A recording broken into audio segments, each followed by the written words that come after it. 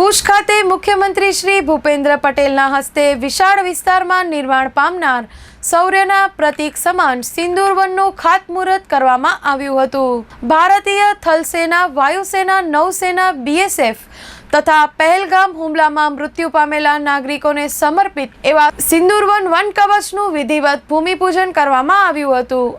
આ પ્રસંગે મુખ્યમંત્રીશ્રીએ વન કવચ વિકસાવવાની પદ્ધતિની વિગતવાર સમજ મેળવી હતી। ઓપરેશન સિંદૂરની સફળતા બાદ સિંદૂર વન બનાવવાનું આહવાન કર્યું હતું।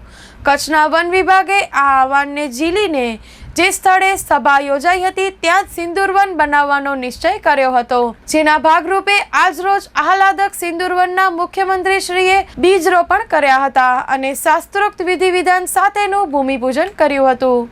ભુજના મિર્જાપર હાઈવે પર પશ્ચિમ કચ્છ વન વિભાગ દ્વારા તૈયાર થતા સિંદૂર વનમાં વિશાળ વિસ્તારમાં 80,000 રોપાનું વાવેતર કરવામાં આવશે।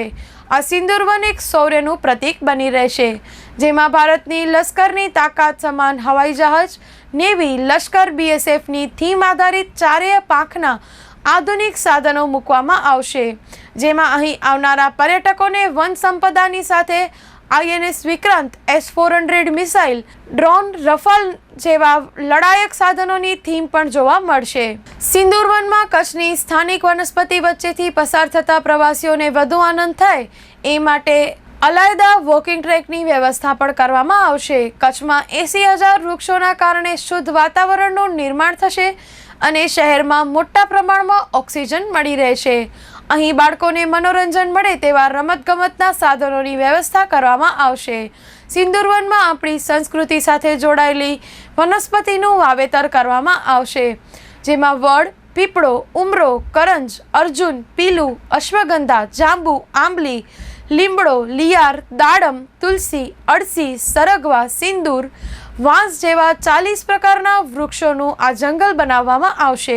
આજના કાર્યક્રમમાં જિલ્લા પંચાયત પ્રમુખ શ્રી જનકસિંહ જાડેજા, ભુજ નગરપતિ શ્રી રશ્મિબેન સોલંકી, સાંસદ સભ્ય શ્રી વિનોદભાઈ ચાવડા, સર્વે ધારાસભ્ય શ્રી કેશુભાઈ પટેલ, શ્રી અનિરુદ્ધભાઈ દવે, શ્રી માલતીબેન મહેશ્વરી, શ્રી ત્રિકમભાઈ છાંગા, શ્રી પ્રદ્યુમનસિંહ જાડેજા, શ્રી વિરેન્દ્રસિંહ જાડેજા સહિતના પદાધિકારીશ્રીઓએ વૃક્ષારોપણ કર્યું હતું।